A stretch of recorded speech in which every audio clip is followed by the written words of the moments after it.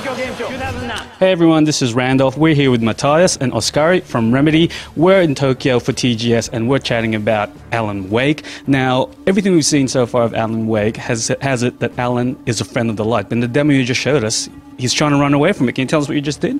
Well, this is really the exception that proves the rule and makes the rule. I mean, we turned the tables on Alan. A crazy FBI agent, Agent Nightingale, is convinced that Wake is behind everything that's gone wrong in Bright Falls, and is determined to stop Wake at all costs, even by shooting him down. So in this scene, Wake is a fugitive, desperately trying to find his missing wife and escaping the local deputies.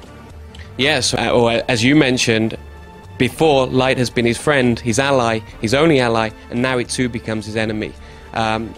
It's an exception that makes the rule. So in Alan Wake, darkness becomes the thing to avoid because darkness equals terror and danger. But the dark presence is still after Wake, and it's his biggest threat by far. And here we're without a light source of any kind. So he's as vulnerable as hell, really, right now. And once again, ended on a cliffhanger. Can you tell us about that? Yeah, I mean, for us, it's cliffhangers are a natural part of the pacing of the story, and we really look towards TV series pacing. So then, the end of one episode and the beginning of the next are key to kind of how we set those up. And once again, we leave Alan in a desperate situation where there's apparently no way out, and it's. To be continued.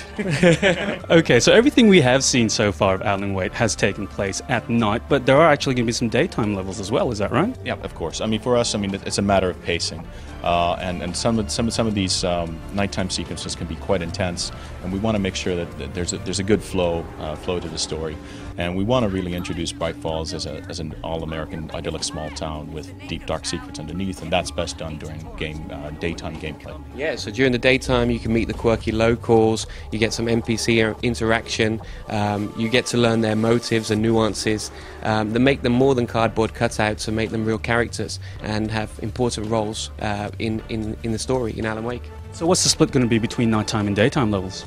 The majority of the game will take place during the nighttime.